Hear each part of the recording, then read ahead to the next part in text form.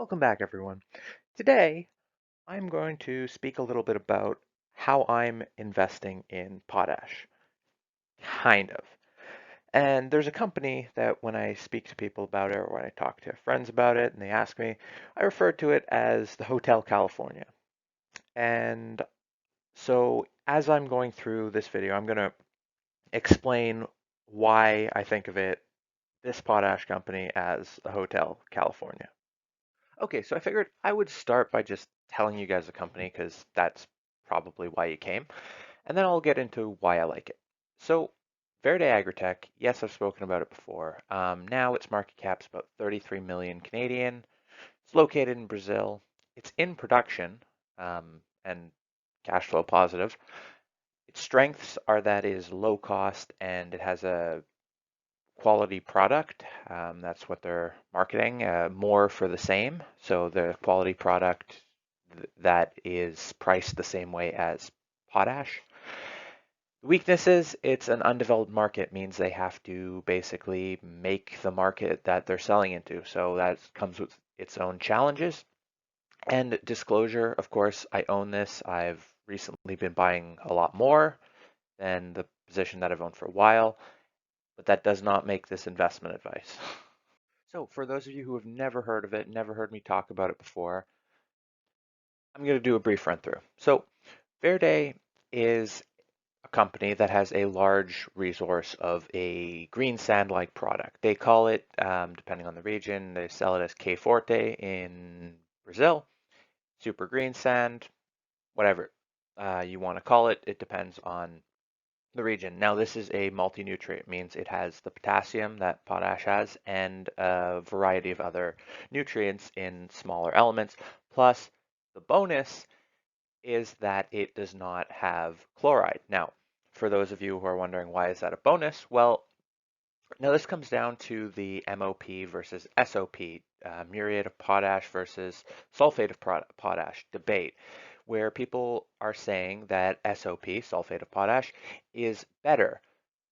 Part of that is because it has sulfur instead of chloride. And so green sand is a different product, a super green sand in this case. Again, their name, not mine. That has the potassium and a variety of other nutrients, but does not have the chloride. Now, as I said, this is a kind of unique product, so which means that they will have to market it by themselves and convince a whole bunch of different farmers that it is a good product. And here is the main risk or challenge going forward, because they have to prove it and have people recognize the difference, I guess you could say. Now, they are targeting many multiples of their current production in terms of growth, and so they need permits and capex to get there. They plan on using debt financing, and because they're cash flow positive, they should be able to grow sustainably. Now, yeah, that is what the company's planned in, well, a minute or two. Now, as I'm sure many, if not all of you are aware, the Hotel California is a song by the Eagles.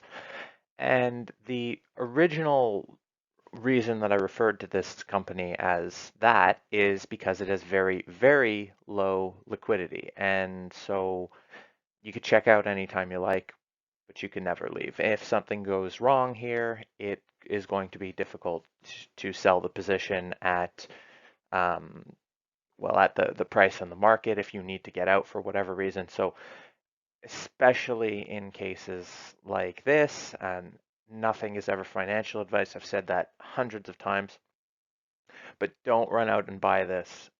I hope you never do. Don't run out and buy anything because I said something or anyone else says something. Always do your own due diligence and look first. And yeah, so I know I have spoken about this on the past, and one of the reasons I've been cautious about making this video, again, has been the low liquidity. I don't want to move the price, and I hope that I'm not too followed on YouTube. I only have 1,000 followers, so I hope I can still talk about stocks like this. So I don't. I've been cautious about making this video because I don't want to move the price. So as I've gone through in the past, Verde Agritech is a company that has a lot of potential, no doubt, but it has a unique path, unique challenges, and in terms of a permitting timeline, sales growth, trajectory, and customers and market really that needs to be developed. And if successful, this could be heaven. If successful, the low prices could mean it is able to be very profitable and not too volatile. And if successful, the position hopefully would be a larger one at that point. So it would be a um, very profitable company with very wide margins compared to peers. Or this could be hell. Again, low liquidity, stuck in, if things go slower or just don't happen or get worse or anything like that. Um, again, you could be trapped. So that's the caution I would put here. And so the CEO, um, he strikes me as a bit of a visionary type, and if that doesn't resonate with this could be heaven or this could be hell, I don't really know what would. So now I'm going to kind of get into why I decided to be a prisoner here of my own device. There's low liquidity, entry and exit, not easy, but why do I like it?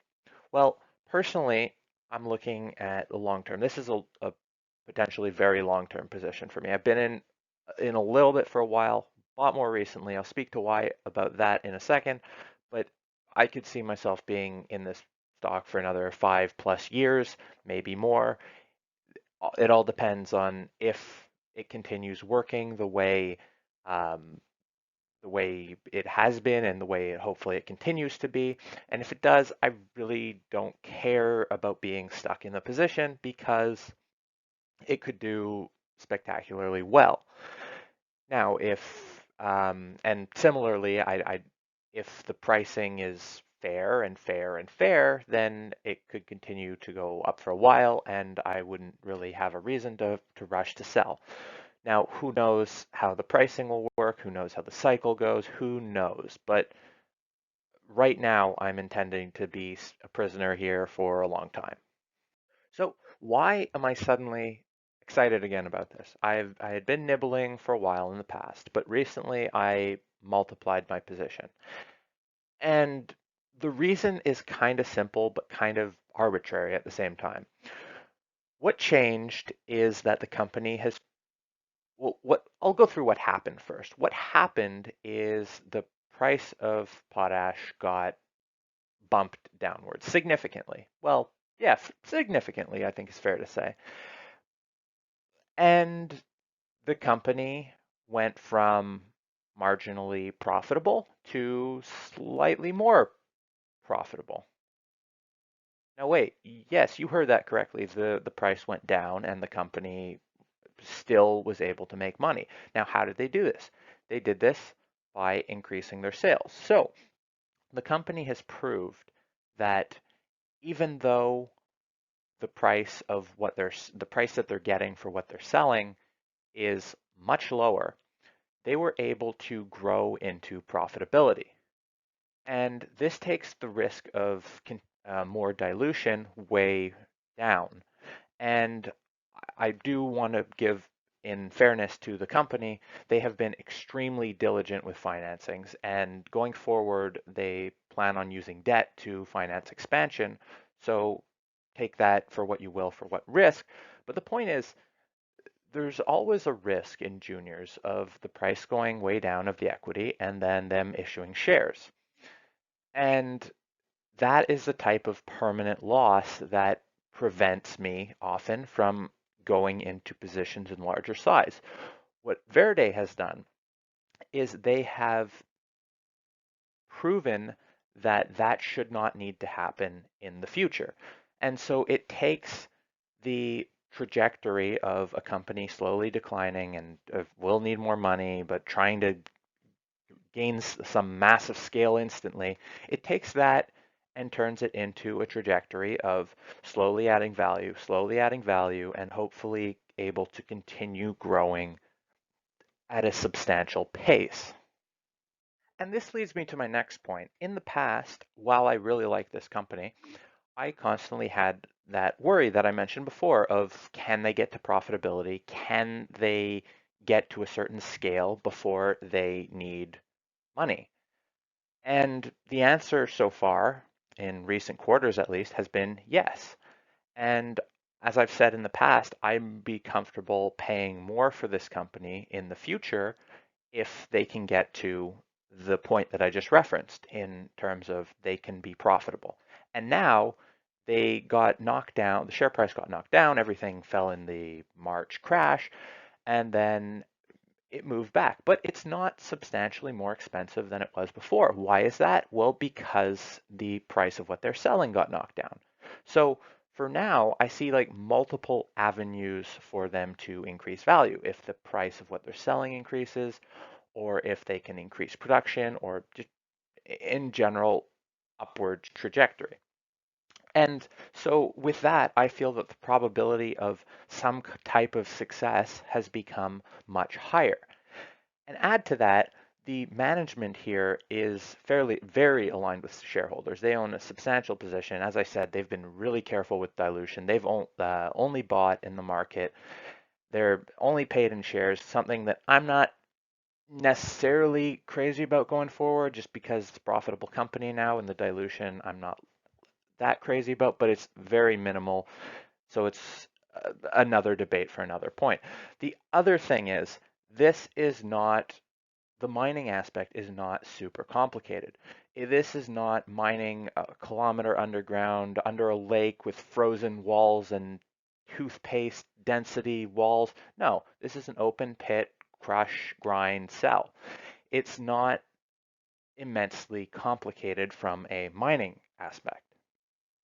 So as I said before, there are a lot of passages back to the place where the company was at before. And this comes with the potash price. And because the price of what they sell is based on the potash price in the potassium uh, equivalent. So if the price hadn't fallen to where it was in Q2, where it is, where 200, approximately $200 a ton, well, then in Q2, their EBITDA, their earnings before interest, tax, depreciation, and amortization, say that 5 times fast, would have been about 2.6 million. And if you look at the company's price is about 30 million. That is not ridiculous considering that's one quarter. And while it's not their worst quarter, and I'll get to seasonality in a second, it's not their best either. So realistically, if you were to assume a valuation just based on that, based on no growth going forward, just a return to where the prices were, it's not, in my view, expensive, that expensive either way. Now, as I mentioned before, I also believe Verde has some significant growth potential, even just looking at local markets. And why do I say this? Well, Brazil is one of the biggest farming countries in the world, and they use that food to feed their population of more than 210 million people. And so if Verde doesn't need to go far or ship across the world to increase their reach and their sales, they just need to spread out locally and have continue having some of the success that they've had. Now, on the other hand, this makes their sales very seasonal. And so their biggest quarter in sales is Q3, then Q2, then Q4, then Q1. And this is just based on the local agricultural cycles. And so their earnings and their sales and their progress will be very lumpy going forward. And so there's a lot of room for growth and a lot of room for expansion, but it will not be in a straight line. So in conclusion, I really like this company because I view it as a bit of a long-term growth, extensive growth, at the same time as a value from a cyclicality standpoint, hybrid. Now, they do definitely have their own risk set, and so that's something to keep an eye on, and hopefully they can work through any issues that come up, and hopefully it is just a matter of time proving what they can offer. Now, if successful, it will probably take a lot longer and it will probably be a lot slower than is hoped right now and is planned. But if successful, there's ample room for reward that those who hold on could do significantly well. But we'll see if that happens. Anyway, I hope everyone found something interesting in today's video. Hope you enjoyed, and until next time, have a great day.